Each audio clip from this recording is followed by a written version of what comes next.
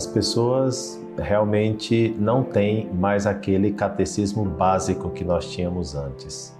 E por outro lado, como conseguir essa doutrina se as pessoas não têm tempo, né? Porque assim é uma situação muito complexa, né? Especialmente as pessoas que vivem em cidades grandes, saem muito cedo de casa, 4h30, 5 da madrugada já estão de pé para pegar ônibus, engarrafamento, uma situação dramática, né? Então, como diziam os antigos, primum vivere deinde philosophare, quer dizer, primeiro viver, depois pensar, depois filosofar. Só que eu penso também que a questão da fé não é uma filosofia, não é o deinde philosophare, não é depois filosofar. Então não é uma questão assim que se pode deixar para depois, o deinde philosophare, né? Depois filosofar. É que é uma questão vital, é a tua vida.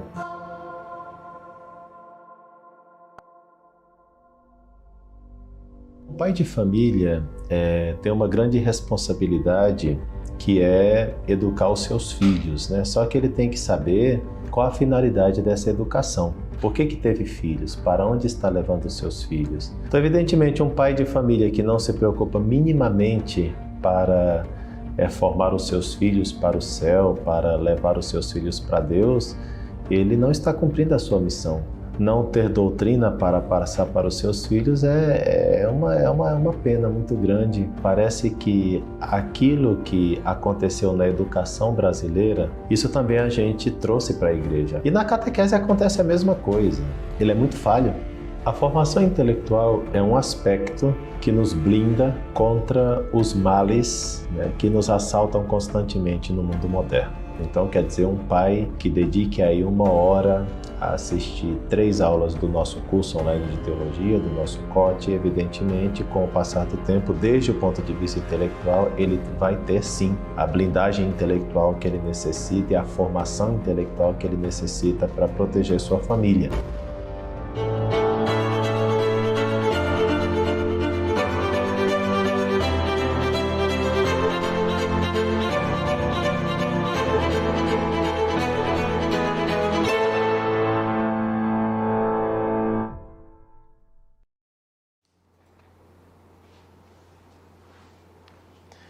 Houve um tempo, depois do Concílio Vaticano II, em que se perguntou na Pontifícia Universidade Lateranense qual era o maior teólogo católico de todos os tempos.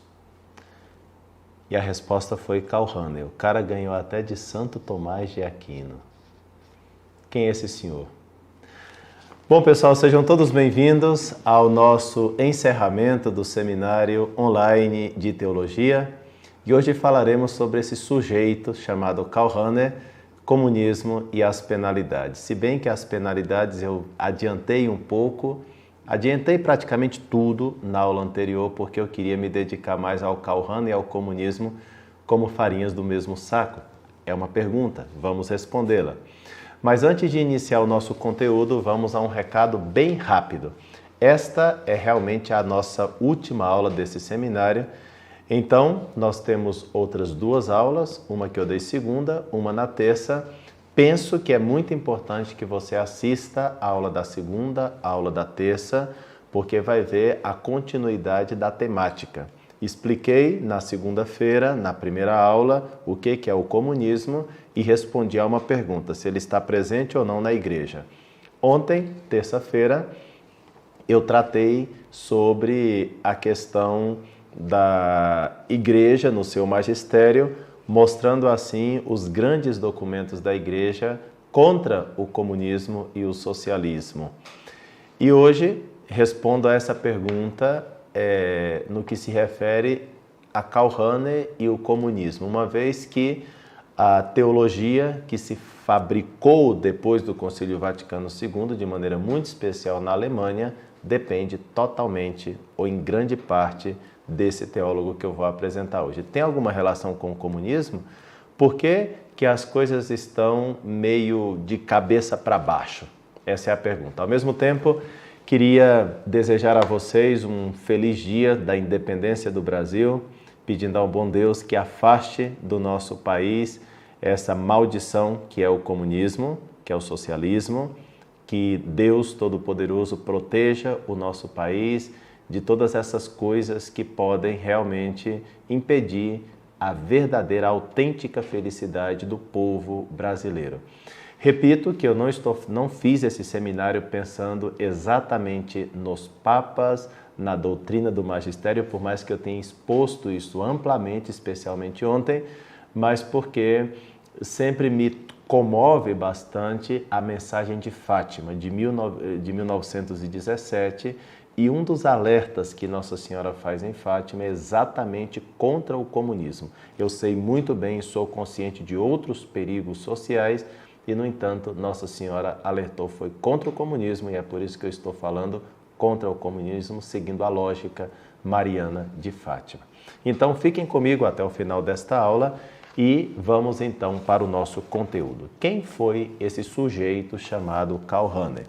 Nasceu em 1904 e faleceu em 1984, portanto, não é tão antigo. O seu principal adversário teológico foi Cornélio Fabro.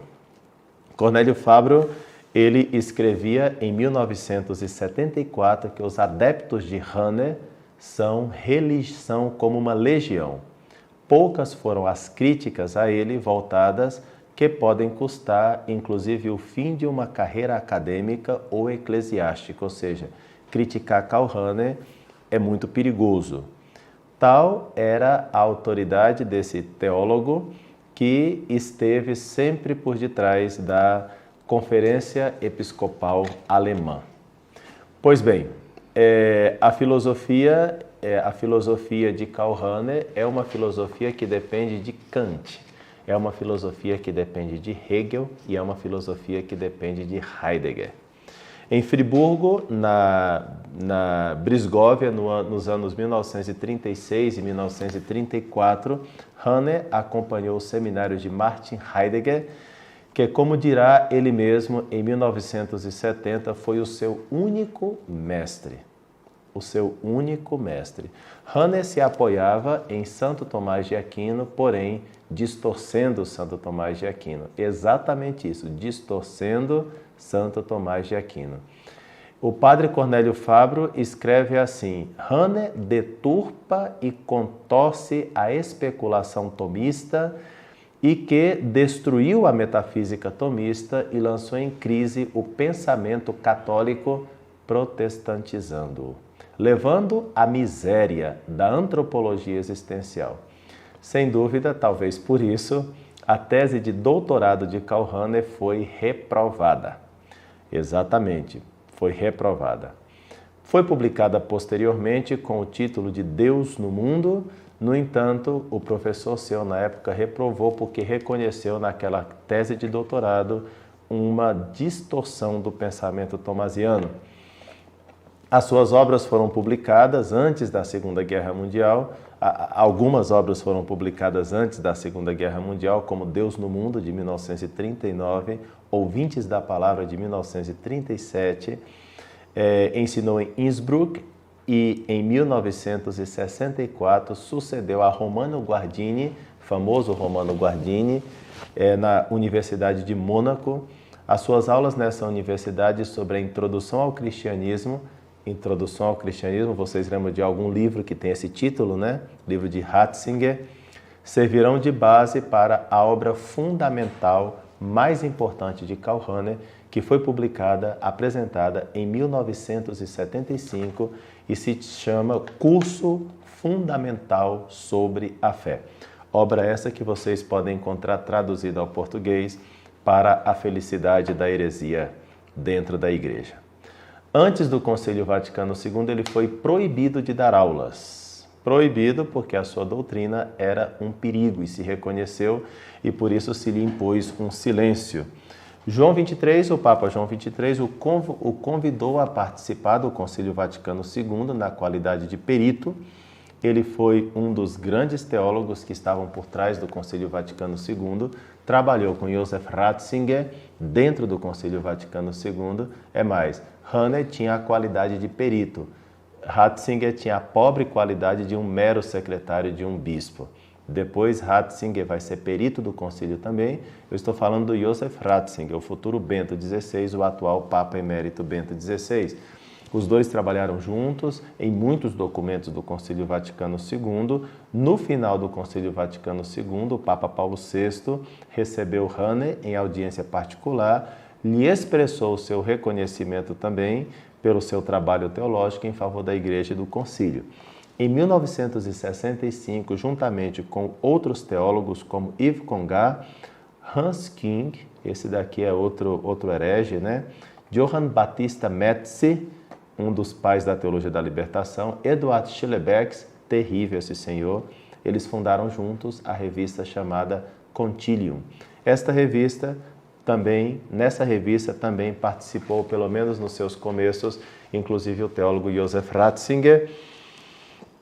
Essa revista foi a ponta de lança do progressismo teológico católico a partir de todas as novidades teológicas contemporâneas até as mais heterodoxas. Durante o concílio, como eu disse, Karl Hahn e Joseph Ratzinger trabalharam juntos, inclusive trabalharam inicialmente na revista Concilium, mas como dirá o mesmo Joseph Ratzinger, ele percebeu que ele e Hahn habitavam em dois planetas diferentes e por isso ele se separou desse tipo de teologia.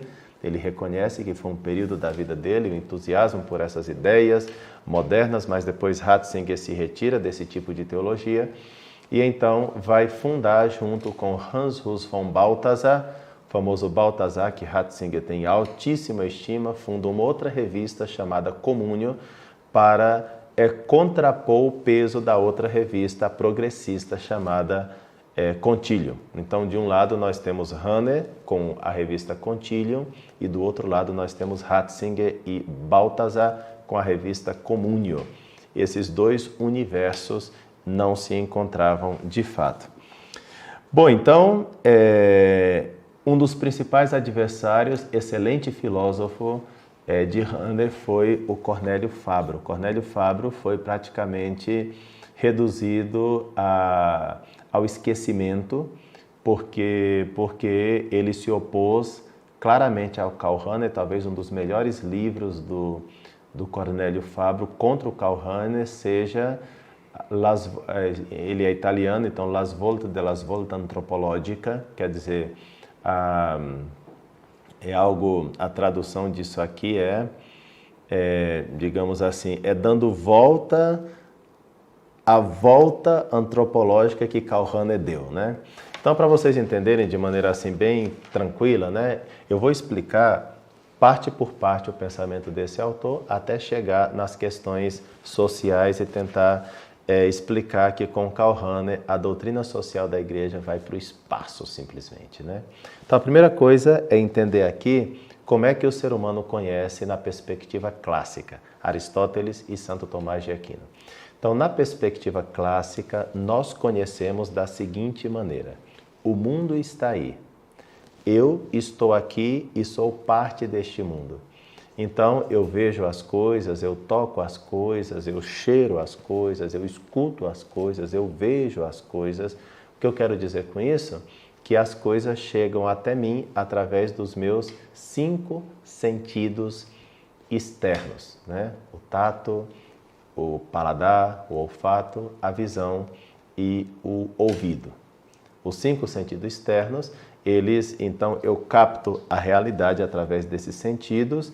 E como vocês sabem, o ser humano começa a conhecer exatamente pelo tato. Assim que os bebês conhecem, tocam tudo, colocam as coisas na boca, colocam o dedo na tomada, só não pode enfiar muito o dedo na tomada, mas é assim que eles vão conhecendo, tocando, pegando, porque todo conhecimento começa por aí, pelo tato.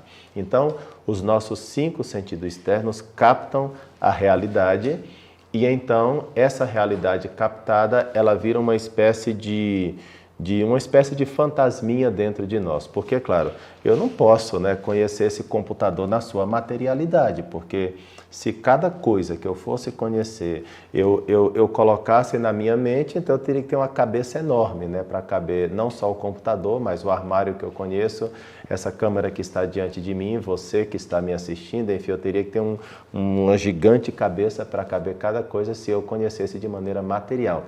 Então, evidentemente, os nossos sentidos, eles pegam as coisas e transformam dentro de nós em espécie de várias realidades imateriais, que os clássicos chamavam de fantasmata. Os fantasmatas, ou seja, os fantasminhas, que é como se aqui está o computador real, físico, e aquilo que está na minha cabeça é a imagem do computador, é o fantasma do computador. O computador que está diante de mim é a realidade física que eu não posso enfiar na cabeça, mas abstraindo as qualidades do computador, eu tenho um computadorzinho imaterial dentro da minha cabeça, um fantasminha de computador. O fantasminha, por ser imaterial, cabe na minha cabeça. Cabe um armário, cabe um ar-condicionado, cabe até um ônibus espacial, se for preciso. Então eu vou tendo esses fantasminhas imateriais na minha cabeça, que então quer dizer que os sentidos externos pegam as coisas e jogam nos meus sentidos internos, um dos quais é a fantasia, a imaginação, a estimativa, enfim. Esses sentidos internos colocam as coisas aí. Depois, essas realidades elas se assentam dentro de nós e ficam no que nós chamamos de intelecto passivo. O intelecto passivo o intelecto passivo é como que uma primeira realidade que diz a coisa pode ser conhecida. Porque quando eu conheço, então o meu intelecto ativa algo que eu posso chamar de intelecto ativo. Quer dizer, parece que eu tenho aqui, suponhamos essas duas mãos, né? Aqui seria o intelecto ativo e aqui seria o intelecto passivo. O fantasma está mais ou menos como se fosse uma bola entre essas duas coisas, né? Então, por que eu sei que existe um intelecto passivo e um intelecto ativo? Ora, porque eu sei que há coisas que são conhecidas, intelecto passivo, e eu sei que o meu intelecto pode conhecer, intelecto ativo. Então, exatamente essa percepção de que eu posso conhecer é uma ação, isso a gente chama de intelecto ativo. Aquilo que eu sei que já é conhecido, eu chamo de intelecto passivo. Então, é preciso afirmar que existem as duas coisas, e parece que esse fantasma está exatamente aqui no meio, essas realidades abstraídas da materialidade que agora são materiais. Pois bem, esse fantasma, o importante é esse fantasma, tá? Esse fantasminha imaterial, ou seja, o computador imaterial que está na minha cabeça. Então, o que o Runner faz? Ele pega o fantasma, suga o fantasma, joga ele bem para longe e no lugar do fantasma ele substitui por uma ideia transcendental. Uma ideia transcendental. Agora, o que é uma ideia transcendental? Para entender o que é uma ideia transcendental, eu preciso entender um pouquinho sobre Immanuel Kant, que é um dos filósofos que mais influenciaram na modernidade. Então, para Immanuel Kant, imaginem só, vou dar um outro exemplo aqui.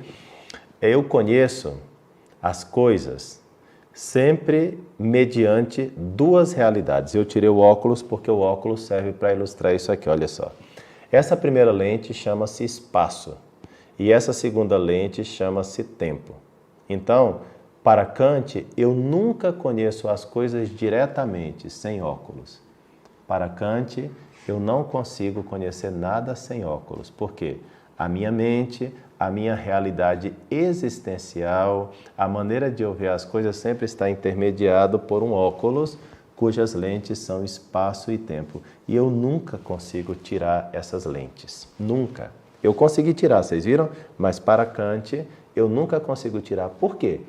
Porque quem vai sair do espaço no qual vive? O que é o espaço? É aquilo que contorna, classicamente, aquilo que contorna onde eu estou, né? Então, agora eu estou nesse espaço aqui, né? E para onde eu vou, eu levo comigo o meu espaço. Então, eu não posso tirar o óculos do espaço. Entenderam? O tempo. Como é que eu vou me livrar do tempo neste mundo? Para onde eu for, não tem como fugir do tempo, né? Então, eu sempre levo o tempo comigo. Então, não tem como eu tirar o óculos. Então, o que o Kant diz? Eu sempre conheço apenas através do espaço e do tempo. Ou seja, eu não conheço. Eu não conheço porque eu nunca posso tirar o óculos. O óculos sempre está aqui, então eu não conheço. O que chega à minha percepção? Chega à minha percepção, pois fenômenos eu chego a atingir o computador. Entendeu? Eu consigo ter uma série de fenômenos de percepção, mas como eu não consigo tirar o óculos, eu sempre vejo este computador moldado pelo espaço e pelo tempo, de tal maneira que, não conseguindo tirar o espaço e o tempo de mim, eu não consigo chegar à essência do computador. Eu só consigo chegar à percepção do fenômeno, daquilo que chega aos meus sentidos de alguma maneira, mediante o espaço e o tempo. Ou seja, para Kant, o espaço e o tempo impedem a experiência noética, impedem a experiência essencial. O ser humano não tem o conhecimento essencial. A razão humana não consegue chegar às essências, nunca, jamais. Bom, então você vai me perguntar, como é que esse homem diz que o espaço e o tempo fazem um tal impedimento? Pois é a situação do ser humano, segundo ele. Agora, a primeira crítica que nós poderíamos fazer a Kant é a seguinte: ora, pelo fato de eu ser eu, nas minhas circunstâncias de espaço e tempo, só por isso você diz que eu não posso conhecer a realidade essencial? Ele diz, isso é um pouco mais complexo, mas como eu disse, eu tenho que explicar Kant em poucos minutos, né? Pois bem, aí Hegel, que é um filósofo que vocês viram como é o pai do comunismo, em certo sentido, o pai é Karl Marx, mas o avô... Pai não, então vamos colocar a família direitinho, né?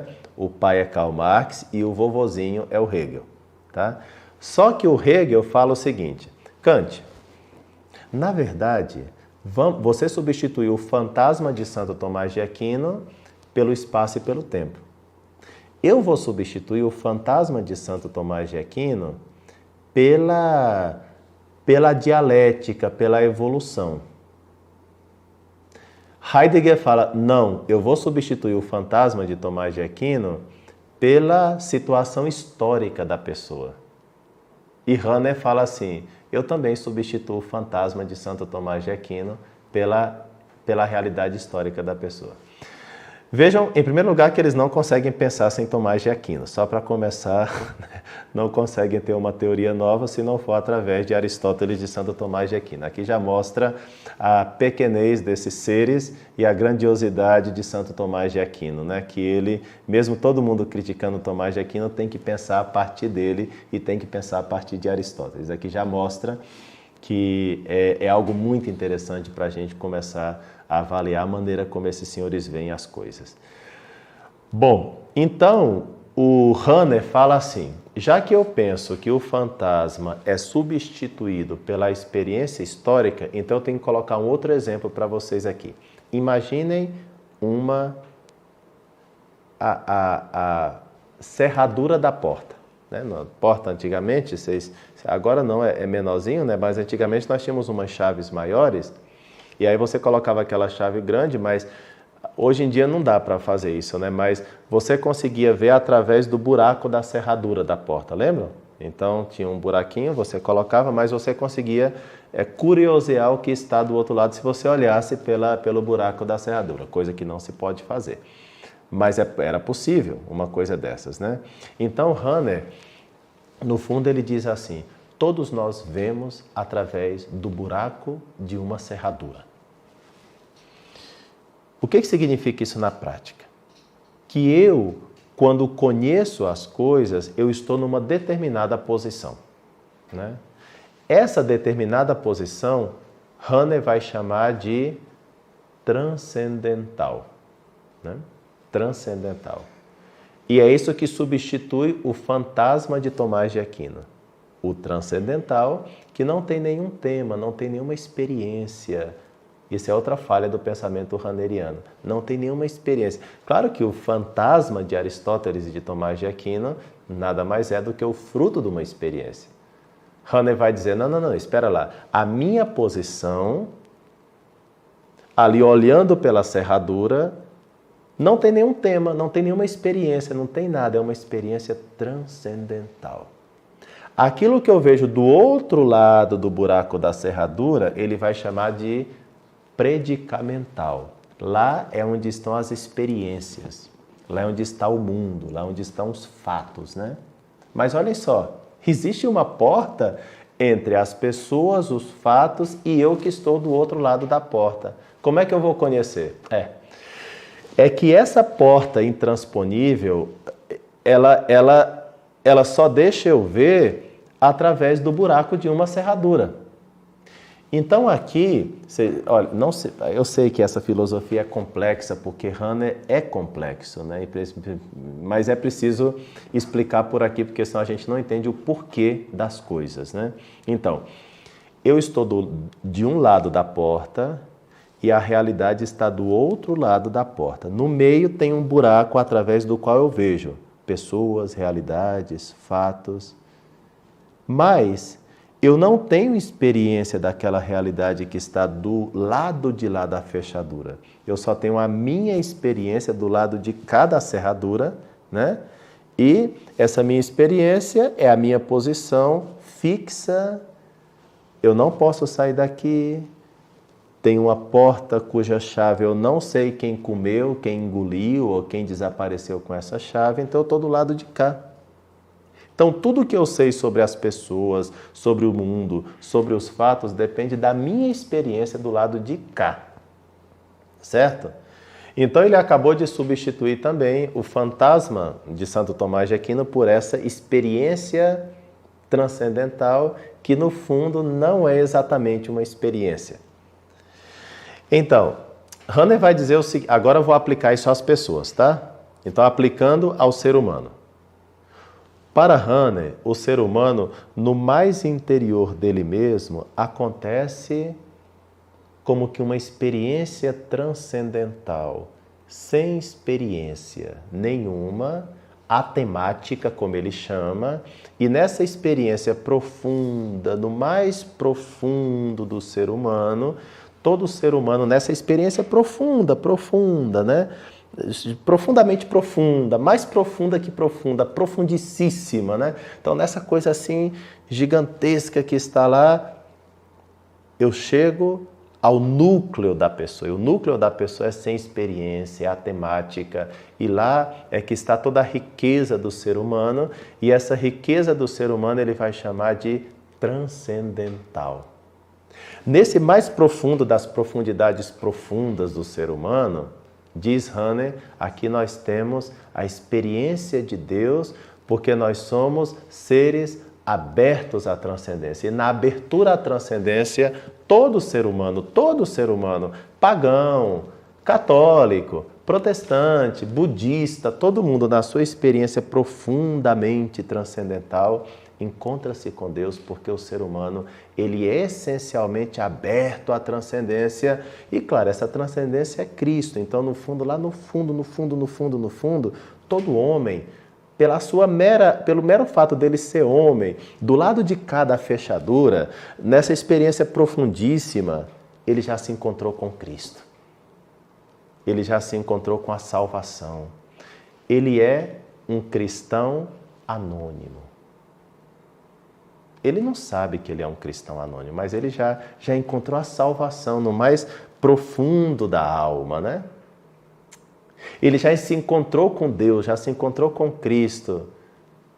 E na parte do lado de lá da fechadura, o que acontece? Não, da parte de lá da fechadura são coisas nada a ver, né? São experiências predicamentais. Então, agora vamos aplicar isso ao ser humano. Então, o ser humano, quando ele sai da sua experiência mais profunda, então, trabalhar, ter uma esposa, relacionar-se com um homem e com uma mulher, independentemente do seu sexo, abortar ou não abortar, são experiências predicamentais. São experiências, não são exatamente experiências, porque tudo está do lado de lá da fechadura, lembram? Mas são coisas que não têm muito a ver comigo. Então, o que significa na prática? Que, por exemplo, o homem casado, bem casado, na igreja, então, lá no profundo da sua alma, ele ama a sua esposa. Ele gosta muito da sua mulher. Ele sempre é fiel à sua mulher. Ele tem uma experiência transcendental, né? Do lado de cada fechadura. Mas do lado de lá, vamos supor que ele tenha um adultério. Ele pula o muro. Aí vai se dizer o seguinte, Não, essa é uma experiência predicamental. É só um adultério. Não foi uma coisa profunda, né? Não é que ele escolheu deixar a mulher, trair a mulher, pobrezinho, foi só uma fraqueza. No máximo uma fraqueza, né? Então vocês exageram demais com esse negócio de adultério, né? Só um adultériozinho, não é assim, nossa, que coisa gigantesca. Por quê? Porque não atingiu o mais profundo da alma humana, né? Só atingiu prazer de um momento, não tem nada a ver, né? Vocês exageram com essa moral católica, essa moral de adultérios, né? Vocês têm que reinterpretar todo o evangelho a partir da minha teoria. Claro, porque a minha teoria chega ao profundo do ser humano e o evangelho não é uma antropologia, o evangelho não é uma filosofia, o evangelho não é tão profundo quanto eu. Então, agora, estou imitando o Karl Rahner, tá? Então, agora que eu encontrei a teoria antropológica que explica o lado de cada fechadura, que sou eu na minha transcendência mais profunda, na minha mutabilidade, na minha quase que imutabilidade, onde tudo está assim bem definido, né? Eu sempre quero Deus no mais profundo da minha alma. É verdade que de vez em quando eu posso ter uma crise de fé, ler livros comunistas, perder a fé exteriormente, mas no meu coração eu nunca perder a fé. O que importa é o que está no seu coração, entendeu? Coloque a mão no seu coração, reconheça que Jesus está contigo, né? É verdade que algumas pessoas são católicas, mas isso não interessa também, porque ser católico é uma experiência predicamental. Porque no fundo da alma, todo mundo já se encontrou com Deus, já se encontrou com Cristo, já é ouvinte da palavra. E então, um dia, num congresso, acho que foi o congresso de Bombay, Rahner estava explicando essas coisas e não sei o que mais, e Hans King, um outro herege, falou assim para Rahner, falou assim no congresso: bom, então não precisamos mais evangelizar, a gente não precisa mais falar de Cristo, nem de Deus, nem da igreja, estamos livres da evangelização e dessas coisas todas. Porque, claro, como diz Karl Rahner, todos nós somos ouvintes da palavra, né? E então Karl Rahner protestou: não, eu não disse que nós temos que deixar as missões. E Hans King falou assim para o Karl Rahner: bom, você não disse porque você não tem coragem de tirar todas as consequências do teu pensamento. Eu sim tenho coragem e eu não me importo com isso. De fato, não precisamos mais das missões, né?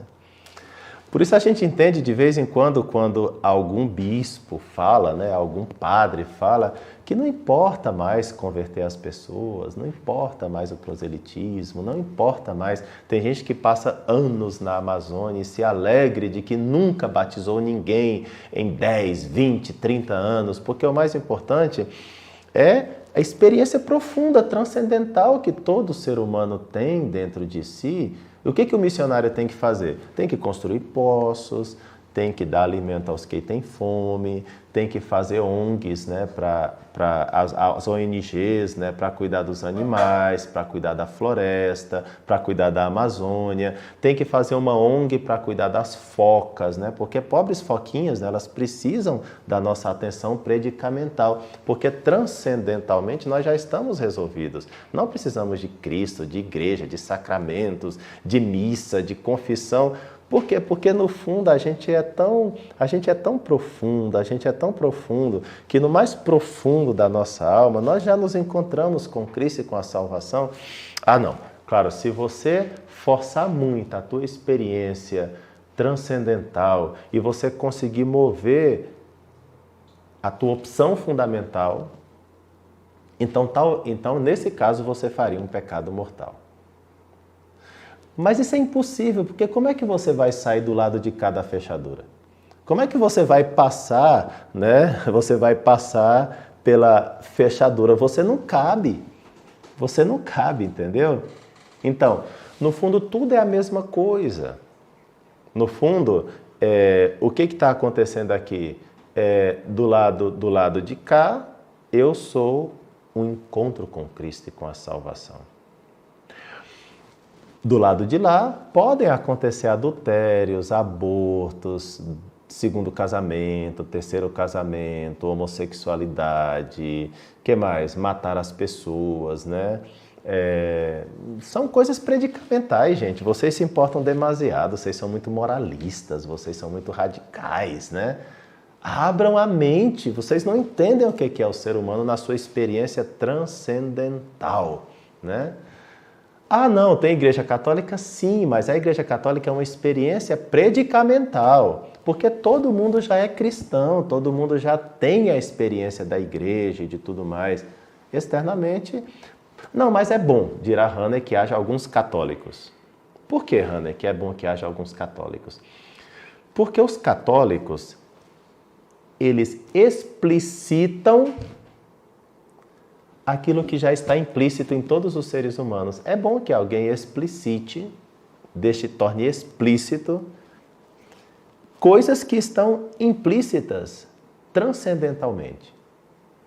E é interessante a palavra transcendental, porque vocês sabem que na filosofia clássica, transcendental é aquilo que se aplica a todas as coisas.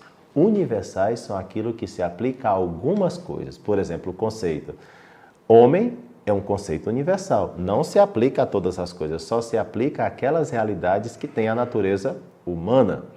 Entendeu? A diferença do universal para o transcendental. O universal, a gente às vezes tem essa ideia de que o universal é tudo. Não. O universal se aplica àquelas realidades que abrangem, né? Então, esses são os conceitos universais, que segundo Aristóteles e Santo Tomás de Aquino, nós conseguimos chegar aos conceitos universais quando nós chegamos à essência das coisas, né? Então, conceitos universais e essência para Tomás de Aquino e Aristóteles estão aí no mesmo nível, né? Quando eu chego à essência de uma coisa, então eu chego... computador. O conceito de computador. Então quer dizer que eu posso aplicar a palavra computador a outras realidades que se parecem com essa. Então, computador passou a ser para mim um conceito universal. Tem o conceito homem. Então agora eu sou capaz de reconhecer um ser humano, porque eu tenho na cabeça o conceito homem e todas as coisas que se assemelhem a esse conceito são homens. Por exemplo, isso é tão clássico em Aristóteles e Tomás de Aquino. O que acontece se existirem os ETs? Eu não sei se existem. Vamos supor que existam ETs. Então, uma de duas. Se eles são a junção de corpo e alma, então eles são seres humanos que habitam em outros planetas. Não sei por que eles foram para lá, mas por quê? Porque o conceito universal de homem é aquele ser que é um animal racional, uma composição de corpo e alma. Portanto, se os ETs são uma composição de corpo e alma, eles são seres humanos. Então eu tenho que evangelizá-los. E na próxima nave que for para lá, eu me ofereço para evangelizar os ETs. Vai ser divertidíssimo, né? Claro que vou ter que aprender a língua, eteneica, né? Etenaica, não sei como é a língua deles e não sei o que mais. Mas é importante evangelizar os ETs se eles são seres humanos. Agora, se eles não são esse composto de corpo e alma, se eles não são animais racionais, então eu não sei o que eles são. E se eu não sei o que eles são, eu não posso colocar na categoria ser humano. Mas Cristo veio para redimir o homem. E através do homem, todas as outras coisas entram, né? Porque o homem é o ponto de contato entre as criaturas espirituais e as criaturas materiais. Então, os ETs, de alguma maneira, participarão dos novos céus e da nova terra no ser humano. Mas eles mesmos não precisam de salvação. Só para vocês verem como os universais eles são muito importantes para identificar o que é uma coisa, o que é um ser humano, por exemplo, né? Então, para esses senhores, então o importante é o transcendental, se aplica a todos os seres humanos, pelo mero fato de ser homem, já está aberto a Deus, é ouvinte da palavra, é um cristão anônimo, portanto é um cristão implícito. Então é bom que haja católicos, porque assim esses vão ser cristãos explícitos, né? Mas, claro, a experiência explícita ela pode ser maior ou menor. Então, o católico talvez pode ser chamado da maior experiência explícita do ouvinte da palavra. Mas, claro que o protestante também é, segundo esses senhores, né? Então, vocês perceberam uma coisa? Nós temos aqui uma teoria antropológica do que é o homem, que depois Karl Rahner vai aplicando a todos os dogmas da Igreja Católica para destruir todos os dogmas da Igreja Católica. Olhem só, vamos ver. O que acontece nessa visão? Diz o Stefano Fontana, parece que Rahner já venceu porque é difundida a tendência de antepor a doutrina à pastoral. Pensa-se que não se possam mais dar preceitos absolutos, que também o dogma seja fruto de interpretação. Seria uma coisa mais predicamental, né? Que tudo na igreja seja dentro da história, quer dizer, do lado de lá, né? Da serradura. Que a revelação se dê no mundo e não na igreja. Que entre história sagrada e história profana não haja mais diferença. Que a praxe contribua na produção da verdade. Isso é marxismo, né? Se é que existe verdade. Que o evangelho não faça sentido ser não lido a partir de uma situação concreta. Que a moral tradicional da igreja acerca da sexualidade tenha sido superada. Que não se possa jamais julgar, nunca julgar ninguém, tá? E daí avaliar à luz da razão e da fé nenhuma situação objetiva da vida. Tá cheio de católicos que dizem, eu não julgo. Quem é você para julgar, né? Não julgo de jeito nenhum. Por quê? Porque a situação concreta, né? O do lado de lá é o que está dizendo que isso não é nada que você está julgando, né? Que não possa mais falar de alma, que a fé seja uma experiência existencial, que possam ser ordenadas padres também às mulheres, que os bispos e párocos devam ser indicados desde baixo, que a igreja docente, a igreja dos magistérios, deva aprender da igreja discente, que o centro da vida cristã seja a misericórdia, sim, a verdade e a justiça, que Deus em Cristo tenha já salvado a todos e que o inferno é mito, assim como o pecado original, demônios, milagres, tudo por água abaixo. Aí vocês entendem por que o padre Lancelotti fala das doiduras que ele fala e o James Martin, o jesuíta sacerdote norte-americano, fala outras doiduras e algum jesuíta fala que o inferno não existe, que o demônio não existe, que tudo é balela, né? Também, nessa visão, a Deus doutrina social da igreja. Todas as correntes do pensamento que direto e indiretamente se ligam à virada rahneriana, de Karl Rahner, negam o direito à existência, à doutrina social da igreja. Bom, durante o concílio e depois do concílio quase não se falava mais de doutrina social da igreja. E no começo dos anos 70, Marie-Dominique Cheny, um famoso teólogo também desses mais progressistas, disse que Cheny, que é tido por muitos círculos teológicos como um bom teólogo, né? Ele disse que a doutrina social da igreja era somente ideologia e que deve ser abandonada. Acaso não é o que a gente escuta quando a gente vai fazer um seminário sobre o comunismo? Vocês mesmos, às vezes, dizem que é a ideologia do Padre François. O Padre François está querendo vender a sua ideologia. E por isso vocês me contestam tanto e brigam comigo e me xingam no chat às vezes. Por quê? Porque vocês são rahnerianos, provavelmente. Então, no Congresso Eclesiástico Italiano de Florença, no ano 2015, não se pronunciou jamais a expressão doutrina social da Igreja. Não há dúvidas de que São João Paulo II não era dessa posição, mas é porque João Paulo II ele não vinha da corrente rahneriana, ele vinha dos estudos de Edith Stein, fenomenologia, e de Santo Tomás de Aquino, não de Heidegger, nem de Kant, nem de Hegel, nem de Marx. Por isso, São João Paulo II revitalizou a doutrina social da Igreja, defendeu a doutrina social, promoveu, condenou o comunismo, ajudou na queda Ele promoveu a queda do comunismo na Polônia, promoveu a queda do Muro de Berlim também.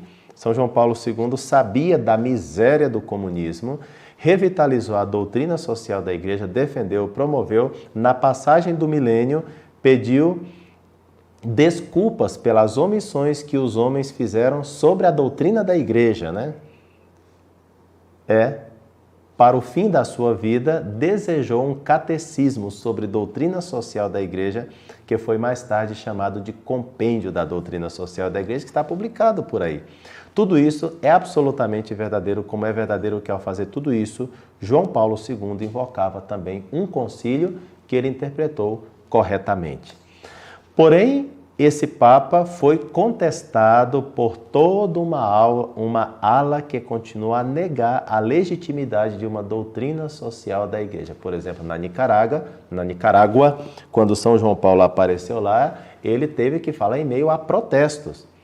E vocês lembram daquela cena, quando todo mundo falava de paz, paz, paz, João Paulo II, com aquela voz forte, jovial, que ainda lhe caracterizava, gritou e falou: "Quem quiere la paz? La primera que quiere la paz es la Iglesia." E todo mundo aplaudiu com uma efusividade, porque João Paulo II enfrentava mesmo. Ou aquele teólogo da teologia da libertação, que ele apontou um dedo assim contra ele, e é uma cena famosíssima também que nós temos, né?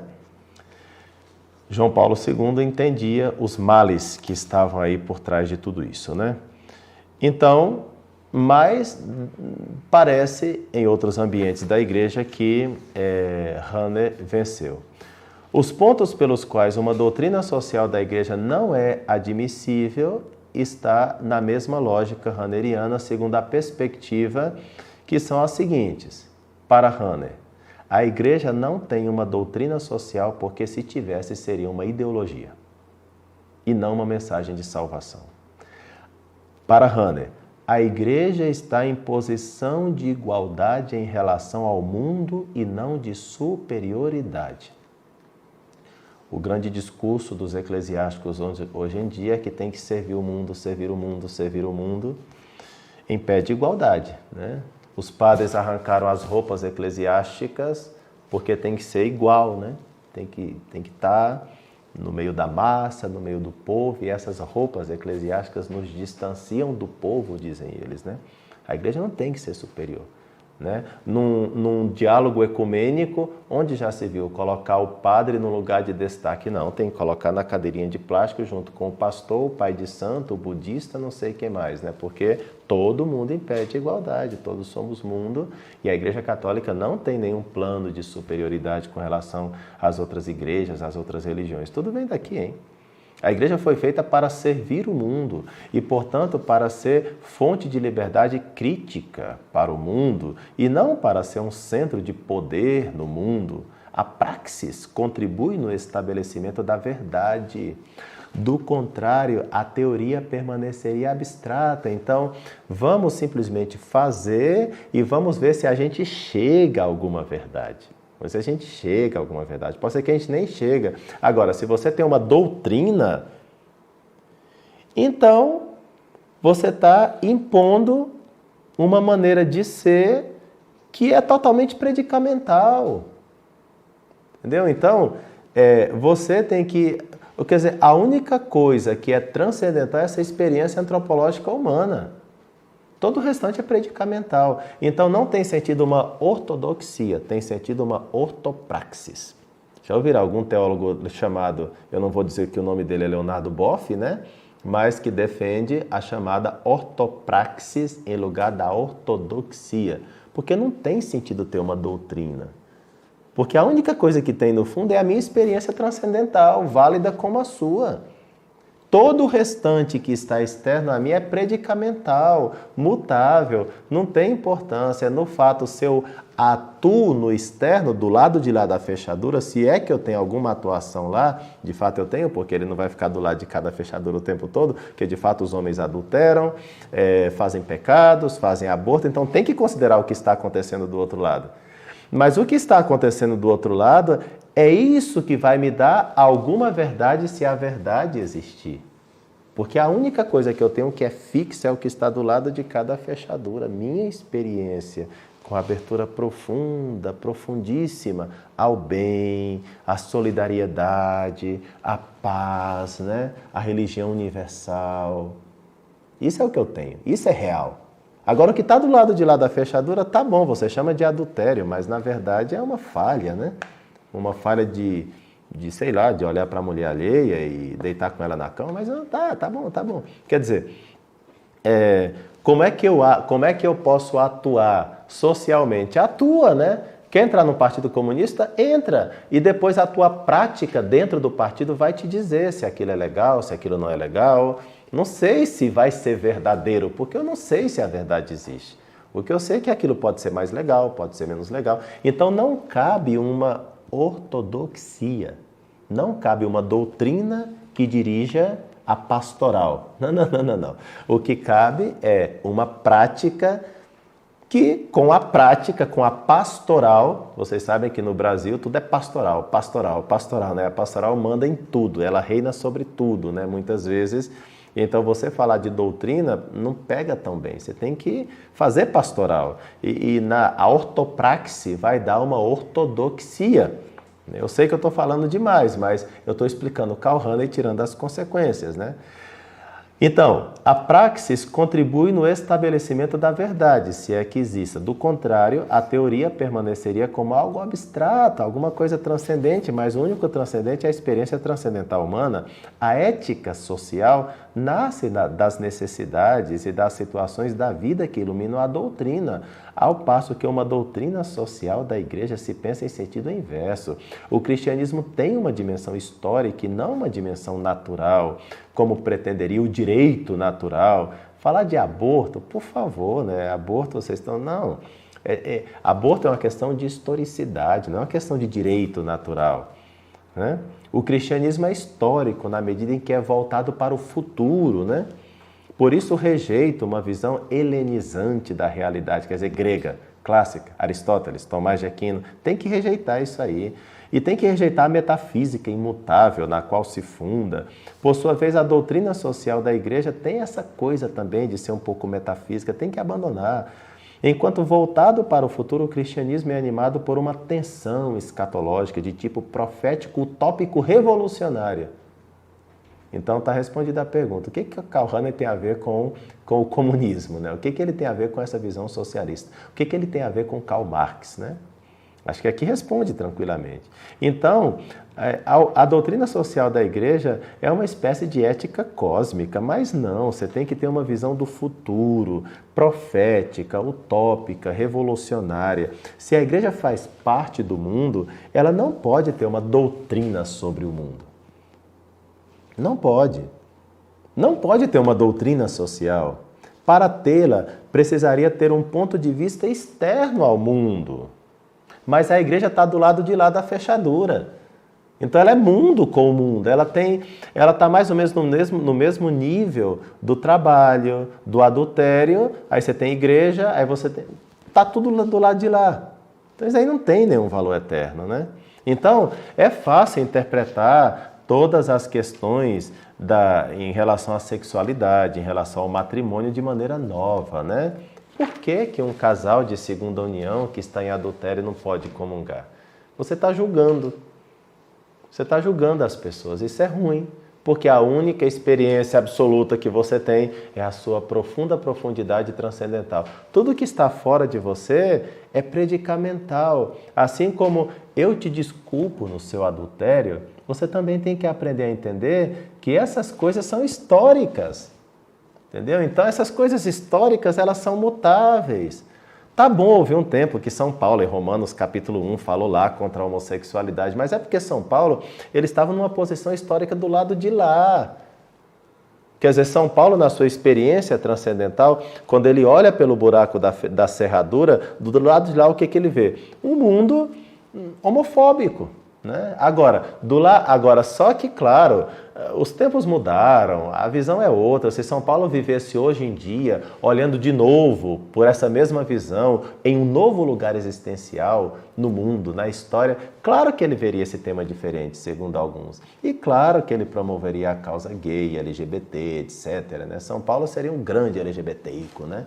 Por quê? Porque ele estaria em outra posição, né? Porque tudo é mutável, entendeu? Existe tese, síntese, antítese, existe a mutabilidade das coisas, existe... Quer dizer,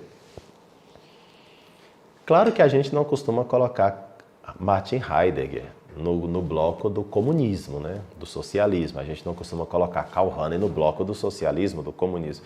Mas vocês entendem que a matriz de pensamento leva para a mesma coisa, ou seja, diz uma história do lado de lá da fechadura, da cerradura, que é uma luta de classes, que muda constantemente. E o que é fixo? Minha experiência transcendental. Isso é fixo. Ou seja, eu estou do lado de cada fechadura. E na hora de eu avaliar as coisas, eu tenho que levar em conta a minha situação existencial e o cinema que está passando diante de mim do outro lado, né? Por quê? Porque eu nunca posso tirar o óculos. Eu sempre vejo com o óculos. Ok, então esse sou eu, na minha mesmice. Mas o que está passando do outro lado é predicamental. E se eu tivesse tempo, nós íamos entender como é que Karl Rahner aplica essa teoria à Santíssima Trindade, ele aplica essa teoria ao mistério de Cristo, aplica essa teoria aos sacramentos, à igreja, a Maria, tudo. Então, se você entendeu o que eu acabei de falar, você vai entender todos os erros rahnerianos. E vai entender por que a Conferência Episcopal Alemã defende hoje em dia, né, em grande parte, os bispos alemães defendem a causa LGBT, eles defendem a ordenação de mulheres, não só a ordenação para o diaconato, para o sacerdócio, mas e para o episcopado, inclusive para o papado, tá? Por que não a papisa, né? Uma sucessora de Pedro, né? Já chegaram a esse nível, né? Eles defendem claramente que os bispos deveriam renunciar ao seu magistério para que a igreja discente, quer dizer, os leigos governassem as dioceses e os bispos deixassem as suas funções para lá. Uma igreja totalmente congregacional, né? A congregação que manda, né? Então, não precisa do ministério episcopal, não precisa da sucessão apostólica, segundo esses senhores alemães, né? Eles estão a favor de tudo isso. E, de fato, agora, acho que foi na semana passada, não acho que essa semana mesmo, em Frankfurt, estão reunidos exatamente para pedir isso, né? E, além do mais, dizem eles que, como tudo é experiência predicamental, os bispos que forem homossexuais, eles fariam um favor enorme se eles se revelassem, saíssem do armário, porque, dessa maneira, apoiariam melhor a causa, né? Pediram isso para os bispos também, né? Então, não sei se daqui a pouco vai acontecer umas coisas esquisitas, mais esquisitas do que a estranhice que nós estamos vivendo hoje. Quer dizer, porque isso é predicamental, não importa, um bispo gay não tem problema para eles, né? É bom que eles se manifestem, se eles se explicitem, porque assim apoia melhor a causa, e assim a gente deixa esses tabus do passado, nada a ver, né? Vocês com essa igreja católica, teórica, doutrinária, que fica falando ainda de um seminário sobre o comunismo, mas que coisa tão ultrapassada, coisa tão velha, né?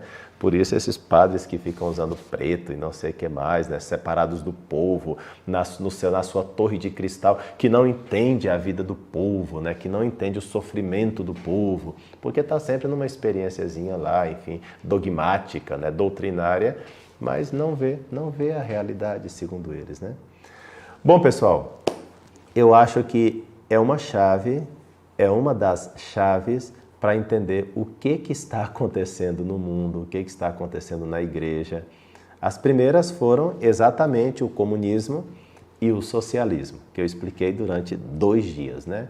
E finalmente eu queria fazer a conexão, porque parece absurdo que eu esteja conectando Karl Rahner às 2 aulas anteriores, mas não é absurdo, porque o que se passa do lado de lá da fechadura nada mais é do que uma luta de classes, de coisas mutáveis, predicamentais. Pensem direito, os padres que estão me assistindo, que entendem algo de Karl Rahner, pensem essas teorias direito e vocês vão observar que, no fundo, tudo que se vê do lado de lá, no plano predicamental, é uma luta de classes. Portanto, não tem nenhum significado.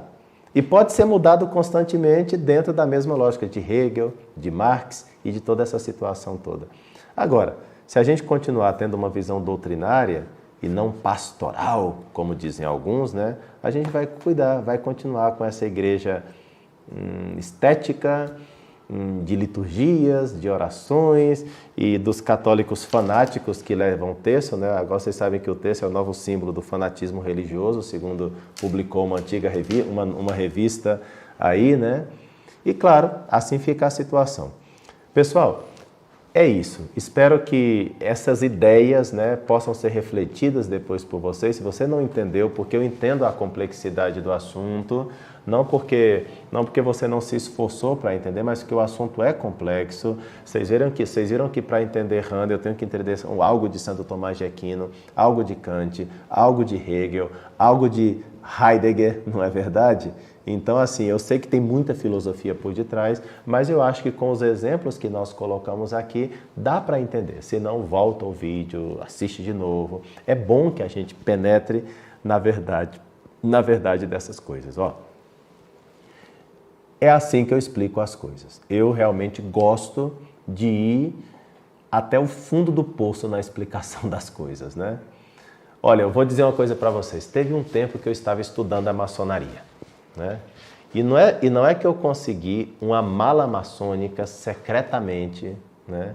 E tive acesso a todos os documentos internos da maçonaria. É como se eu tivesse descido ao inferno para ver o que tem lá dentro do inferno, né? Foi muito interessante aquela minha descida através da documentação da maçonaria. Eu sou assim, eu gosto de entender os hereges entrando na mentalidade dos hereges, né? E vendo um pouco o que esses homens pensam, né? O que está na cabeça dessa turma, né?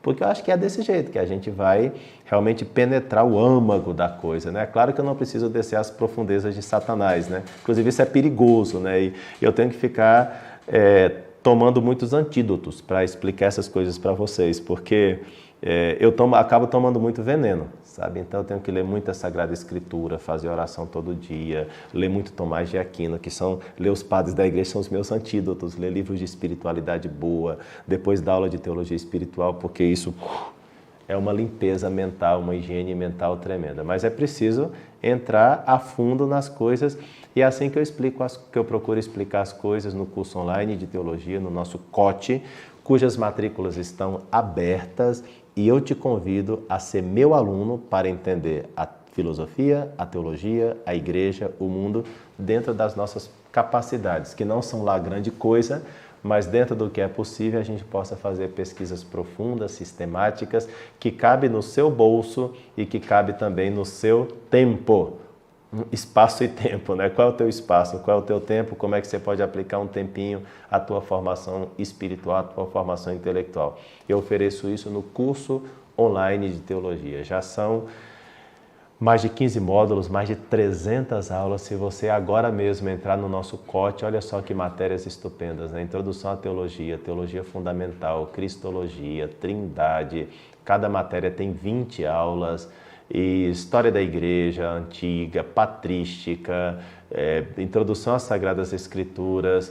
Então vocês podem ver como estão passando aí agora mesmo. Todas as matérias que nós já temos são, se não me engano, chegamos a 15 já. Eu acho que certamente nós estamos gravando já o módulo 16. Repito, cada módulo tem 20 aulas, já são mais de 300 aulas. E quando terminar o COTE, nós teremos 1000 aulas na plataforma. Esse é o nosso plano da nossa Suma de Teologia Digital. Não sou um Santo Tomás de Aquino, mas estou tentando imitá-lo um pouquinho. Se Santo Tomás de Aquino estivesse vivo, eu acho que ele faria uma Suma de Teologia Digital. Eu estou pescando um pouco a ideia dele e espero que ele me ilumine para conseguir fazer alguma coisa do tipo. Então, sistemático, organizado, cada matéria com 20 aulas, uma coisa assim que para mim é um trabalhão, para a minha equipe também é um trabalhão, mas a gente quer apostar na sua formação. Então, seja meu aluno, quero ser teu professor. As inscrições estão abertas aí durante 7 dias, o carrinho fica aberto, vocês podem analisar melhor o COTE, entra na nossa página de vendas, entra aí na nossa página de apresentação do curso online de teologia. Lembrando também que vai chegar um material de apoio para vocês após o dia 13 de setembro, tá? Então a nossa equipe vai trabalhar para esse material existir, porque serão transcrições dessas aulas, bem diagramadas, bem bonito, um belíssimo PDF, mas tem que esperar um pouquinho, porque a gente não consegue fazer tudo rápido e de vez, né? Bom, então, Eu queria responder algumas poucas perguntas, não vou conseguir responder todas, mas vocês me deram uma ideia ontem que eu acho muito legal. Você sabe aqueles vídeos dos Reels que eu faço lá no Instagram? Eu vou responder alguns de vocês como Reels no futuro, tá? Então, vocês estão me dando ideia de respostas de Reels. Então, como eu não vou conseguir responder tudo hoje, então eu vou guardar as perguntas de vocês. Estejam atentos no Instagram, @PadreFCosta. De fato, eu queria que vocês printassem aí, né, compartilhassem nos stories de vocês e marcassem @PadreFCosta, que a gente também reposta vocês lá nos nossos stories e assim a gente vai criando essa sociabilidade das redes sociais também, né? Bom, então... Alguém perguntou assim, quais foram as bases de Hannah para essa loucura, né? Pois as bases é Kant, Hegel, Heidegger, né? E diz ele que também é Santo Tomás de Aquino, mas ele foi reprovado na tese de doutoramento querendo explicar Santo Tomás de Aquino porque deturpava Santo Tomás de Aquino. Bom, então... Outra pergunta. Padre, então, segundo essa teoria, pergunta da Lucivânia Duarte, segundo essa teoria, a morte de Cristo seria apenas uma realidade predicamental. Isso mesmo. Olha só, a morte de Cristo seria apenas uma realidade predicamental. Certo? E que valor tem? Pois o valor de uma morte predicamental. É salvadora? Não sei, né? Porque o importante é a minha experiência transcendental. Também perde valor. Padre, o que o Karl Rahner tem a ver com o comunismo? Então, repito o seguinte, o Karl Rahner, eu disse claramente que o Karl Rahner, ele não está exatamente na ala comunista. Eu não posso colocar o Karl Rahner aí junto com o Karl Marx, ainda que os dois sejam Carlos, né? Karl, né?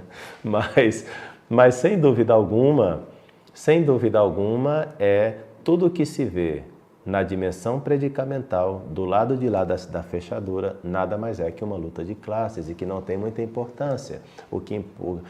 Quer dizer, profundamente não tem importância, porque profundamente o que tem importância é a nossa experiência transcendental de encontro com Deus. Então, nesse sentido, passa o comunismo diante do transcendente, digamos assim. Bom... O Gabriel Martins pergunta o seguinte, qual a posição do Papa Francisco em relação à teologia rahneriana? Então, nós vamos fazer o seguinte, Gabriel, nós vamos pedir para o Papa Francisco fazer um seminário sobre Rahner e o comunismo e sua posição sobre Rahner, tá? Como isso me é impossível, eu vou deixar para lá, tá bom? Especialmente porque eu não quero complicações para o meu lado, tá bom? Mas uma coisa é certa, olha só. O Papa Francisco ele já se manifestou várias vezes que ele é da chamada Teologia del Pueblo, né? A Teologia del Pueblo é uma teologia, né? E ele falou isso claramente, não estou inventando nada, né? A Teologia del Pueblo é a teologia da libertação em chave argentina, tá? Isso daqui é claríssimo. E ele cita algumas vezes em algumas obras suas, inclusive o famoso Lúcio Guerra. Lúcio Guerra é o Leonardo Boff da Argentina. Isso ele cita, não estou falando nada oculto, basta ver. Por exemplo, leiam, os padres sabem, os padres que estão me assistindo conhecem muito bem aquela carta aos sacerdotes que o Papa Francisco escreveu. Ele cita, se não me engano, 2 vezes o Lúcio Guerra, né? Que é o pai da Teologia del Pueblo argentina, que é uma teologia, que é a versão argentina da teologia da libertação. O Papa Francisco, ele é jesuíta, né? E assim como, enfim, como os jesuítas, como os dominicanos fecharam um bloco com Santo Tomás de Aquino, quando veio Santo Tomás de Aquino, o mais natural é que os jesuítas fechem um bloco com Rahner, né? Tá, então a partir daí é questão de acompanhar o magistério do Santo Padre, o Papa Francisco, e entender o que está por detrás de algumas coisas que ele pensa, que ele fala, que evidentemente algumas coisas são do Bergoglio, né? Muito bem, fantástico, o Bergoglio tem direito a pensar também, né? Bom, eu não estou falando nada estranho, sabe? Joseph Ratzinger, quando era Papa, Bento XVI, ele escreveu aqueles 3 livros Jesus de Nazaré, correto? E no comecinho do livro ele fala assim, quem está escrevendo Jesus de Nazaré é o Joseph Ratzinger, Portanto, não é o Papa Bento XVI, apesar de que eu sou o Papa Bento XVI, mas esse livro é o Joseph Ratzinger que escreve. Portanto, os teólogos, eles têm direito de discordar do meu livro. Isso é honestidade intelectual, não é verdade?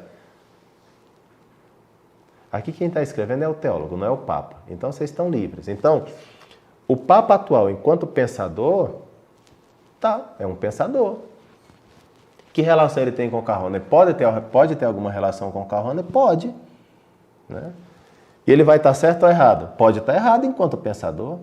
O Papa não erra enquanto Papa, né? Mas enquanto pensador, pode errar e pode acertar.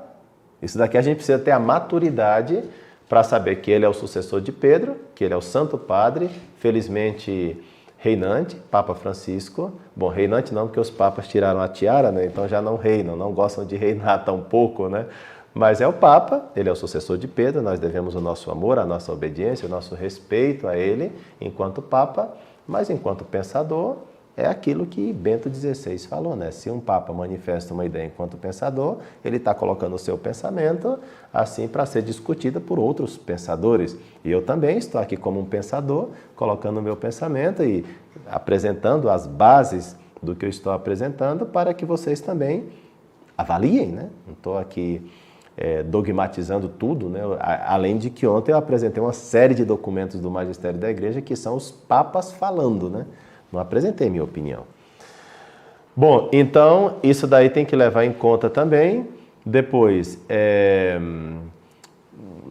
existe alguma influência, alguma contribuição positiva do Karl Rahner? Pergunta do Gabriel também. Ora, é o seguinte, se existe uma influência positiva, é o seguinte, nenhum mal ele atrairia se não tivesse algum aspecto de bondade. Nada, né? Então vou explicar de maneira bem chocante. Ninguém se mataria a si mesmo, ninguém se suicidaria, se o suicídio para esta pessoa que se suicida não significa de alguma maneira um bem. Por exemplo, aliviar-se do sofrimento que padece. O suicídio é um erro? É. É um pecado? É. Mas a pessoa que comete o suicídio, ela não faria o suicídio se ela não visse no suicídio alguma razão de bem. E exatamente por causa desse bem que ela vê, ela faz o que ela faz. Entendeu? Então, claro que todo pensador, por mais errado que ele esteja, como errado está Karl Rahner, claro que ele tem aspectos verdadeiros, né? Senão a gente diria que seria um mal absoluto, mas o mal absoluto não existe. Né? O mal é sempre a negação de um bem devido, né? Então, alguma coisa positiva ele tem, né? Mas aqui, eu não vou apontar o que ele tem de positivo, não.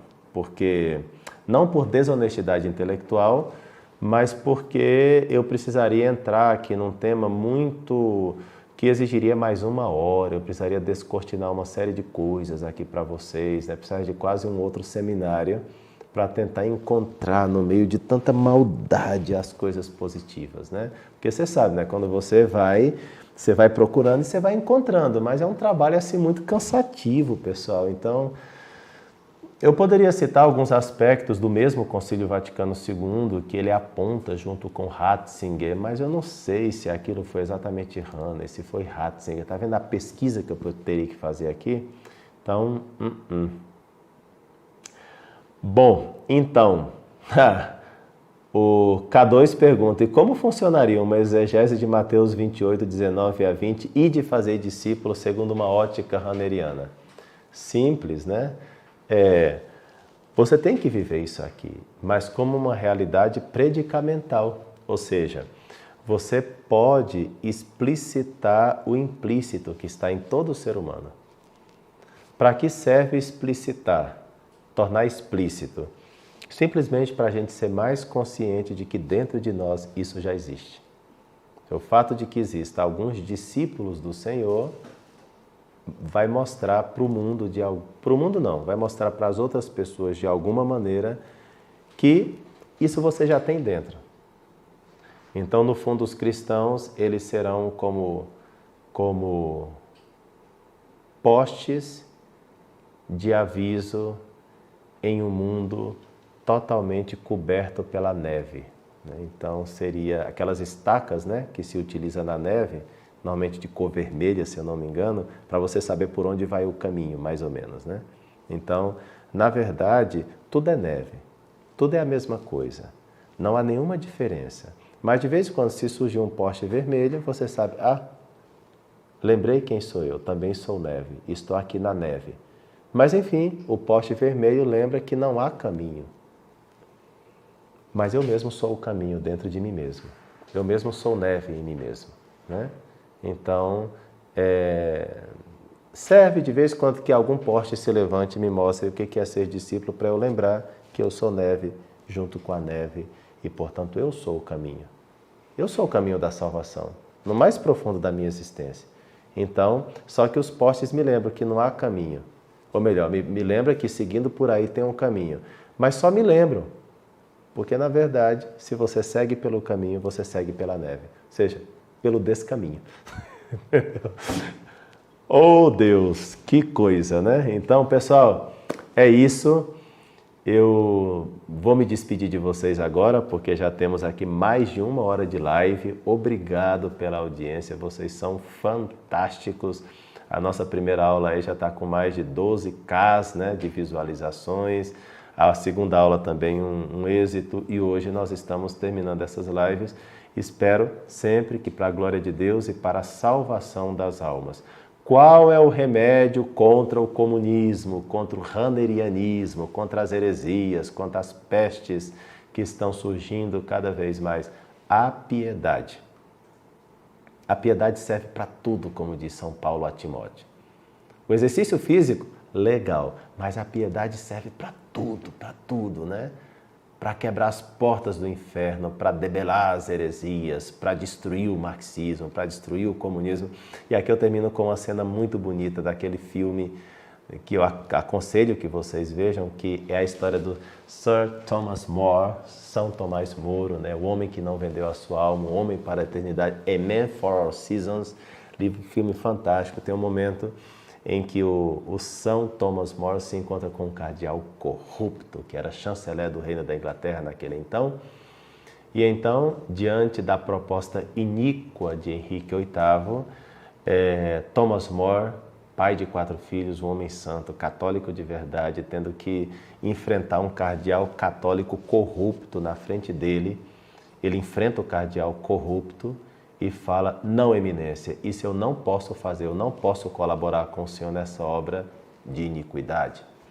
Então o cardeal fica bravo lá no filme e fala: como você não ousa concordar comigo e não ousa me apoiar nesse plano? Todas as nações virão, invadirão a Inglaterra, isso daqui vai virar uma bagunça, por causa da sua consciência, por causa da sua oração. Você acredita, Thomas, que a oração vai salvar a Inglaterra? O cardeal fala isso para o Thomas More no filme. E Thomas More, com a sua nobreza, elegantíssimo, né? Porque ele era muito elegante, muito nobre, né? Ele olha assim para o cardeal como que num olhar de que homem sem fé, né? E fala assim: boa eminência, milagres já houve na história e eu acredito neles. Sim, a oração salvará a Inglaterra.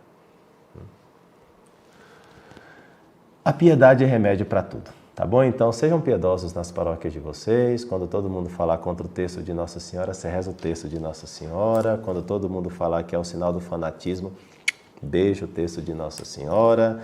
Quando todo mundo falar que sacramentos não existem, procura os sacerdotes que te atendem em confissão e que diga a fórmula direitinho, tá? Que aí eu te absolvo dos teus pecados em nome do Pai, do Filho e do Espírito Santo. Quando todo mundo dizer que a missa é qualquer coisa que parece mais ou menos um culto protestante, procure uma missa católica que realmente tenha consagração do pão e do vinho com as palavras sacrossantas do Senhor. A piedade é remédio para tudo, para tudo. Ou será que a mão de Deus já não é a mesma? Ela está mudada. Diminuiu a mão de Deus? Claro que Deus permite que a sua igreja passe por tribulações, dificuldade em alguns momentos da história. Não é a primeira vez, né? E claro que o mundo também já sofreu várias revoluções, não é a primeira vez. Qual foi o remédio? A piedade. Aqui a gente poderia fazer toda uma meditação sobre tempos terríveis do mundo e da igreja, na qual um pequeno grupo de fiéis foi a salvação para o mundo e também para a situação daquele momento na igreja. Se não, para eu não falar muito mais, leia um pouco a história do mosteiro de Cluny. Cluny. Tá? Leia a história do mosteiro de Cluny e vocês vão ver que graças ao mosteiro de Cluny, a igreja saiu do século Férion, o século de Ferro, que foi terrível para a igreja católica. Estudem o mosteiro de Cluny e verão que aí está... A piedade é útil para tudo, tá bom? Termino com essa ideia, que Deus abençoe você, abençoe sua família, esteja sempre alegre, não se afunde no pessimismo, na tristeza, na amargura. Vejam, eu estou alegre, muito sereno, porque eu acredito que a vitória é de Cristo. Ele reina e Ele não perde batalhas. Deus te abençoe, proteja toda a tua família, em nome do Pai, do Filho e do Espírito Santo. Amém. Se cuidem.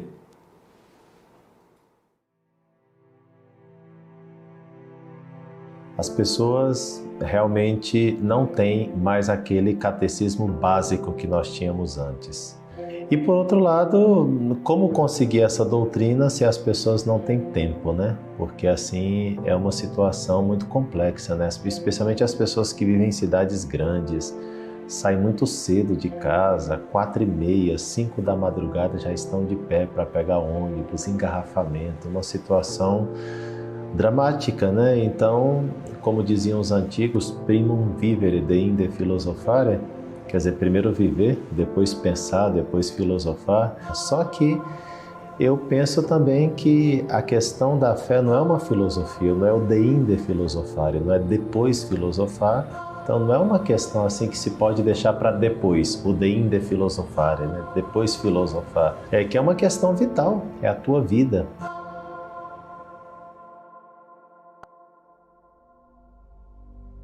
O pai de família tem uma grande responsabilidade que é educar os seus filhos, né? Só que ele tem que saber qual a finalidade dessa educação. Por que teve filhos? Para onde está levando os seus filhos? Então, evidentemente, um pai de família que não se preocupa minimamente para formar os seus filhos para o céu, para levar os seus filhos para Deus, ele não está cumprindo a sua missão. Não ter doutrina para passar para os seus filhos é uma pena muito grande. Parece que aquilo que aconteceu na educação brasileira, isso também a gente trouxe para a igreja. E na catequese acontece a mesma coisa. Ele é muito falho. A formação intelectual é um aspecto que nos blinda contra os males, né, que nos assaltam constantemente no mundo moderno. Então, quer dizer, um pai que dedique aí 1 hora a assistir 3 aulas do nosso curso online de teologia, do nosso COT, evidentemente, com o passar do tempo, desde o ponto de vista intelectual, ele vai ter sim a blindagem intelectual que ele necessita e a formação intelectual que ele necessita para proteger sua família.